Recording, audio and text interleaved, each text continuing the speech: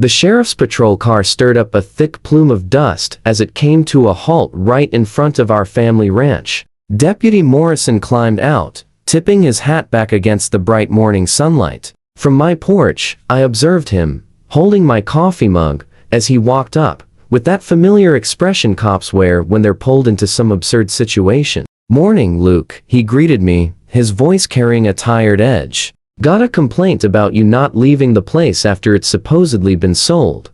I took a deliberate sip from my mug. "Well now, Deputy," I replied calmly, "I'd sure like to hear who exactly sold it, considering I'm the rightful owner and haven't put my name on any papers." In the background, I spotted Karen Belmont emerging from her gleaming white SUV. Her HOA president badge shone brightly, almost like the sheriff's star she clearly envied. Her impeccably styled blonde hair stayed perfectly in place despite the wind as she strode toward us with purpose. "Officer, this individual is trespassing on land that's been officially put up for sale," she declared confidently. "I have the listing right here on my phone. $3.2 million.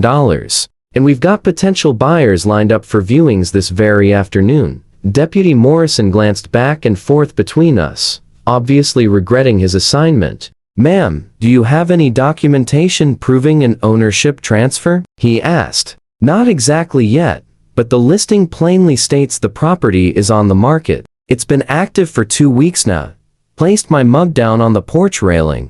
"Deputy, this ranch has belonged to my family since 1875. My great-great-grandfather constructed this house himself. I'd love to see this so-called listing that says different. That incident happened 3 months ago, marking the start of the most bizarre property battle Copper Creek had ever witnessed. My name is Luke Garrett, and I'm a 4th-generation rancher. The Garrett Ranch covers 160 acres of top-quality Colorado terrain, offering mountain vistas that could bring tears to a strong man's eyes. We've run cattle here for more than 100 years, enduring droughts and floods, prosperous eras and hard times alike. We never faced issues with neighbors until Karen Belmont arrived in the fresh development built on the bordering land. They named it Pine Ridge Estates, 25 identical homes governed by HOA regulations thicker than an old directory. Karen had relocated there 2 years prior from California, promptly campaigning for HOA president with promises of imposing structure on disorder.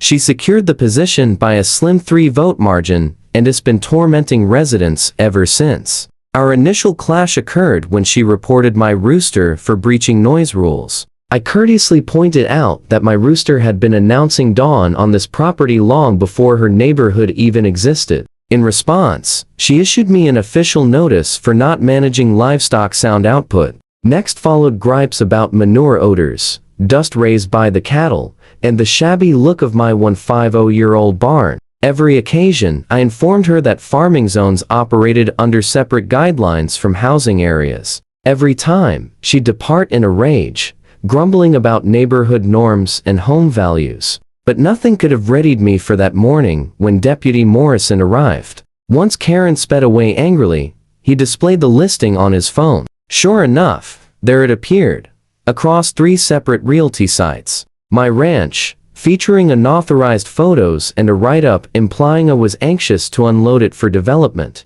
"Prime development chance," it proclaimed. "Classic ranch land primed for upscale building. Seller eager for fast transaction." A chill ran through me as I browsed the images. Somebody had entered my land uninvited, snapping pictures of all structures and boundaries. There were even aerial drone views capturing the entire property spread. I devoted the remainder of that day to calling the real estate platforms, demanding faith postings be taken down. Each demanded evidence of ownership, paperwork, and official takedown forms. In the meantime, my phone began blowing up with calls from agents begging to arrange tours. By week's end, I dealt with 17 separate parties arriving at my entrance, each insisting on scheduled inspections. One especially pushy builder from Denver went so far as to snip my gate lock and roll straight to the doorstep, claiming I was merely haggling over the offer. That's when I realized this went beyond Karen's typical meddling.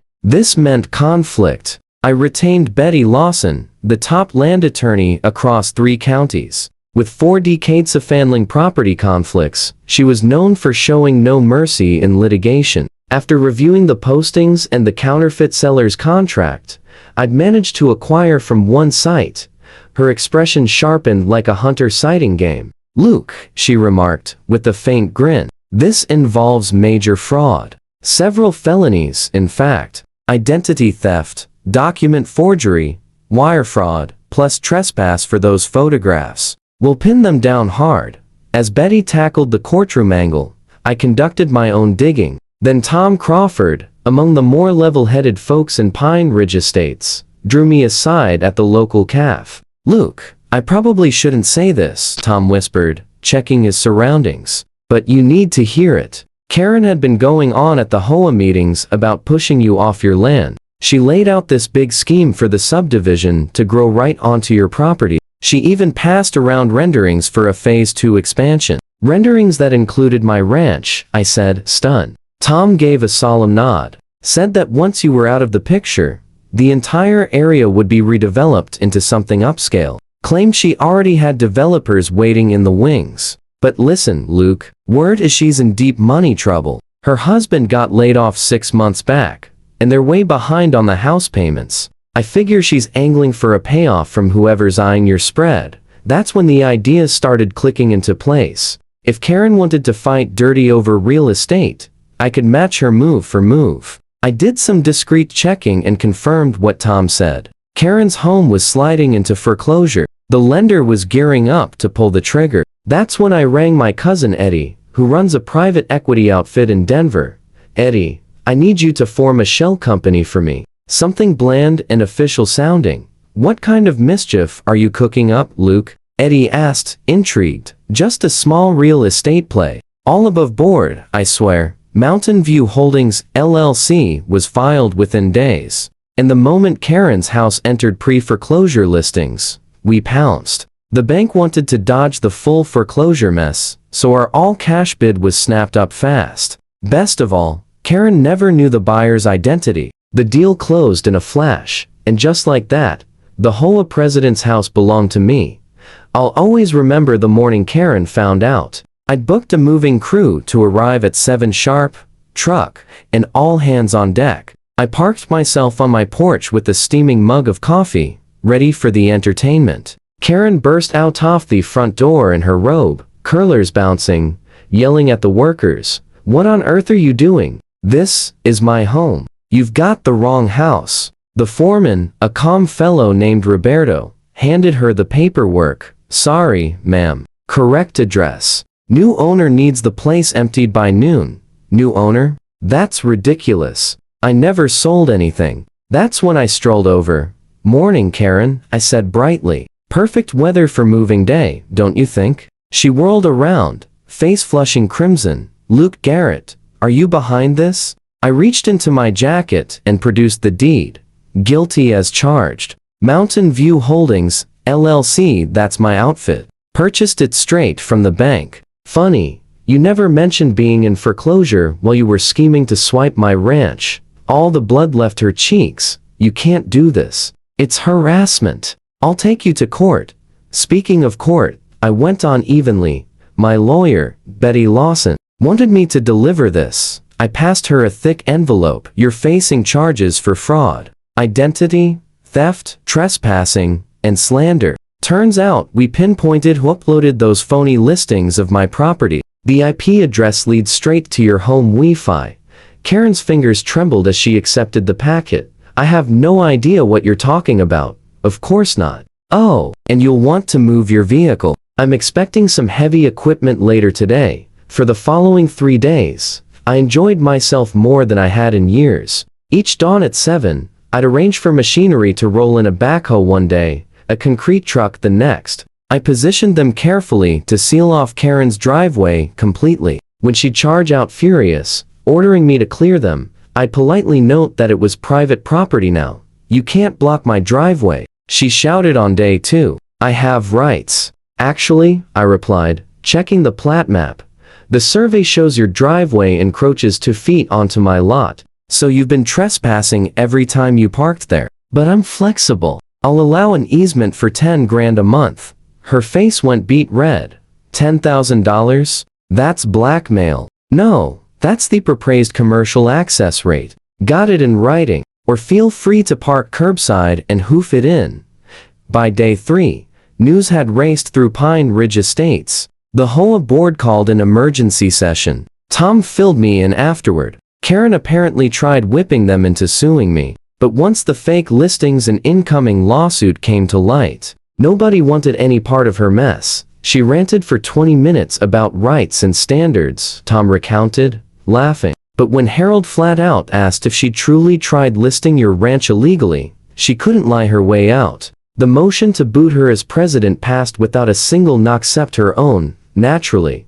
The icing on the cake was when Karen lawyered up for a counterattack. She brought in a slick Denver attorney who arrived at my place in a tailored suit and polished loafers that had no business on dirt. Mr. Garrett, he drawled smugly, I intends to pursue litigation. This intimidation ends now.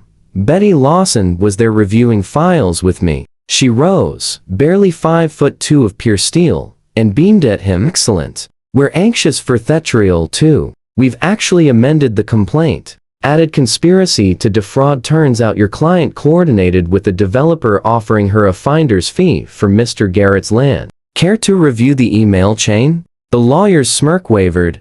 Emails? Oh, yes. Betty said pleasantly. Your client really ought to choose better passwords. Password 123 isn't cutting it these days. But rest assured, we acquired everything through proper discovery. The message outlining her $500,000 cut is especially compelling. That attorney was peeling out in his luxury sedan 10 minutes later, and I never laid eyes on him again. Trial day arrived 6 weeks on. Karen appeared with a new attorney, a weary public defender who clearly knew the odds. Betty laid out airtight proof.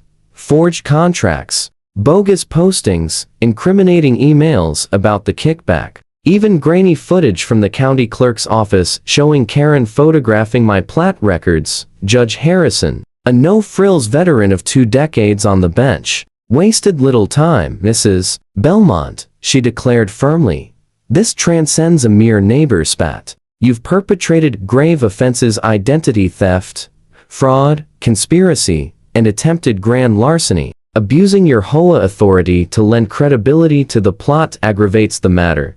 Karen stood frozen, her customary poise in ruins. I'm entering judgment for Mr. Garrett on every claim, the judge proceeded. Mrs. Belmont, you are convicted of fraud and conspiracy to commit grand theft. The sentence is 3 years incarceration, suspended to 18 months served, plus 5 years probation. Additionally, you will make restitution of $250,000 to Mr. Garrett for compensatory damages and attorney fees. Karen swayed, her lawyer catching her elbow as she wheezed, to 50,000.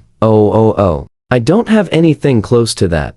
Then I recommend liquidating assets, Judge Harrison answered icily. Court adjourned, as the bailiff escorted a weeping Karen from the room, her once immaculate hair in disarray. Her HOA president badge slipping from her lapel and hitting the floor with a faint ping. I couldn't help reflecting on how the whole saga began with one petty grievance over a rooster's morning call.